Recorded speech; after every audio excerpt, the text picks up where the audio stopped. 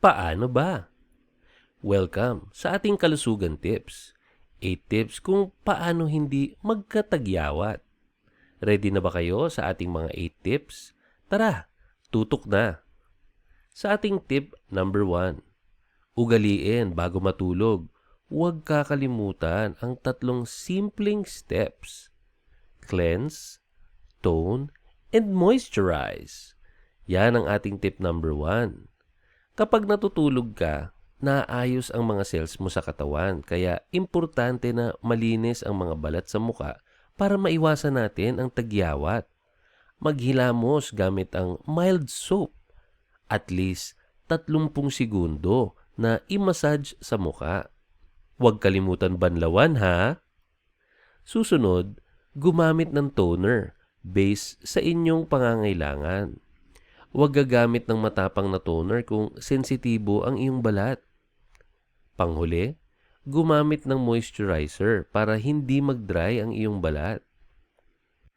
Kung oily naman ang iyong skin type, tulad ko, gumamit ng moisturizer na hindi oil-based dahil mas ma-enhance ang pagiging pawisin ng iyong muka. At para sa kaalaman ng karamihan, ang mga oil-based na moisturizer ay mainam sa mga dry skin type. So, ibig sabihin, kapag medyo oily talaga ang skin type mo, magandang gumamit ng moisturizer na hindi oil-based.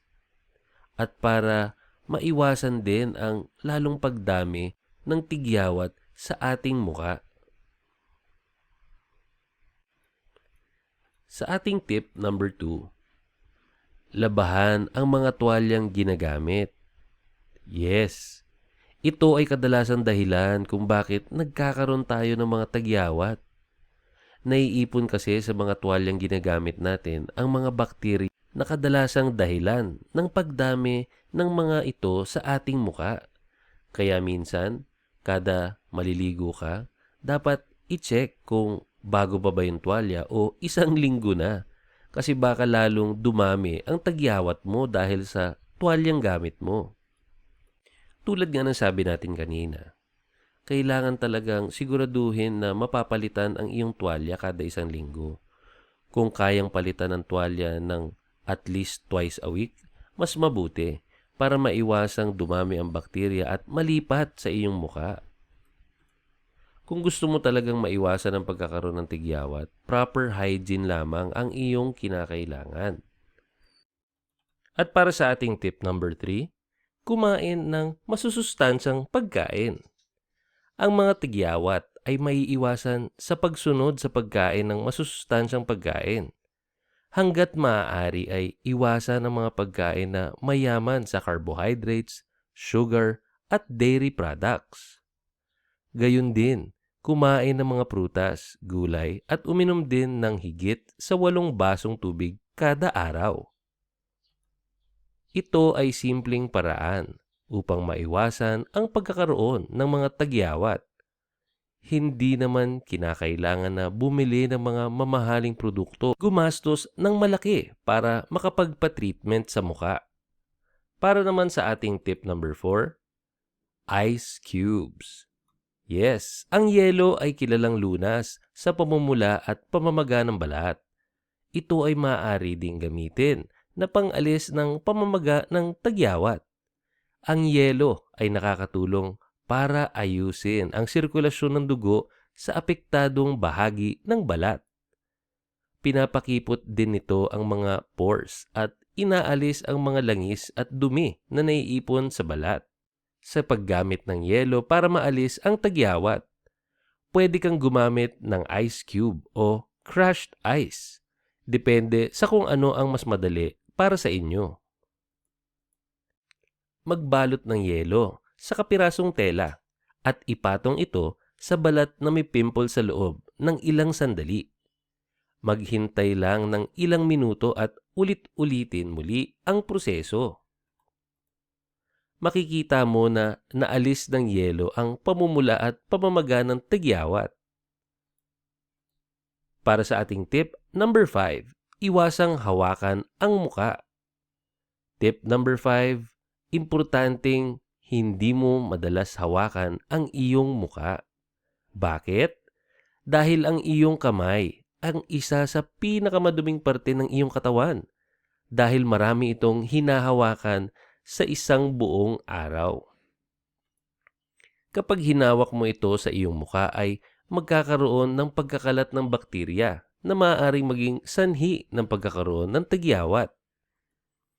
Sanayin ang sarili na palaging maghugas ng kamay at habang gumagamit ng antibacterial soap. Kaya laging tandaan, iwasang hawakan ang muka. Para sa ating tip number 6, kalamansi, panlaban sa pimples. Para sa ating mga manonood, kung ikaw ay may kakilala o meron kang kaibigan na gustong maiwasang magkaroon ng tagyawat, maari lamang na i-share itong video na ito, mag-like and mag-comment para sa iyong experience. Balik tayo sa tip number 6. Ang isa pang mabilis na paraan para maalis ang pimples ay ang paggamit ng katas ng kalamansi. Mayaman kasi ito sa vitamin C. Ang katas ng kalamansi ay makakatulong para mas mapabilis na matuyo ang mga pimples. Siguraduhing natural na kalamansi ang gagamitin mo. Sa ibang bansa kasi, uso na ang kalamansi juice na nasa bote. Ito ay hindi maganda dahil sa preservatives na taglay nito. May dalawang paraan para magamit ang kalamansi na pantanggal ng pimples. Isawsaw ang cotton buds sa katas ng kalamansi at ilagay ito sa tagyawat bago matulog sa gabi. Pwede mo namang paghaluin ang 1 kutsarang katas ng kalamansi sa 1 kutsarang cinnamon powder. Ipahid ito sa pimples at hayaan ng magdamag. Hugasan ito ng mabuti ng maligamgam na tubig pagkagising mo sa umaga. Tandaan, hindi ito para sa karamihan. Hindi ito pwede sa mga taong may maselan na balat. Sa ating tip number 7, gumamit ng toothpaste. Oo, gumamit ng toothpaste. Ang toothpaste na ginagamit mo tuwing umaga para linisin ang ngipin mo ay pwede rin palang gamiting panggamot sa pimples. Ito ay napaka-epektibong gamitin bilang sunod sa paggamit ng yelo. Sa paggamit ng toothpaste, panggamot sa tagyawat, piliin mo yung puting toothpaste. Maglagay ng puting toothpaste sa apektadong bahagi ng balat bago matulog sa gabi. Sa umaga naman, banlawan mo ng maayos ang bahagi na pinaglagyan mo ng toothpaste. Makikita mo ang malaking pagbabago sa pamamaga at pamumula ng pimples mo. Kung gusto mo, pwede mong ulitin ang prosesong ito sa umaga. Siguraduhin mo lamang na ang toothpaste ay hindi mahuhulog mula sa mukha mo nang hindi bababa ng kalahating oras. Sa ating huling tip, tip number 8. Ang ating tip number 8 ay bawang. Bawang o garlic. Bukod sa gamit ng bawang sa kusina, ito ay may antiviral, antibacterial, antifungal at antioxidant properties na nakatutulong na mawala agad ang pimples. Ang sulfur o asupre na nasa bawang ay siyang dahilan kung bakit nakakagamot ito ng iba't ibang mga sakit sa balat, kasama na ang pimples. Hatiin ang 1 piraso ng bawang sa 2. Ikuskus ang bawang sa pimples at hayaan lamang ang 5 minuto bago hugasan. Maligamgam na tubig ang gamitin. Ulitin ng ilang beses sa 1 araw. Ang pagkain ng 1 piraso ng bawang araw-araw ay makakatulong din na linisin ang iyong dugo. Pero tandaan na masama naman ang sobrang pagkain ng hilaw na bawang dahil pwede din nitong sugatan ang iyong sikmura. Laging tandaan, bawal ang sobra at masama ito. Dapat saktong paggamit lamang. Sana may natutunan kayo at meron kayong masubukan sa ating mga 8 tips. Once again, maraming salamat po sa inyong panonood at kita-kits tayo sa mga susunod na videos. Para naman po sa ating mga subscribers na gusto pong mag-suggest, Maari lang na mag-comment kayo ng inyong suggested topics at pipiliin natin kung ano ang pwede nating gamitin sa ating next videos. Maraming salamat po. Kita-kits tayo sa susunod.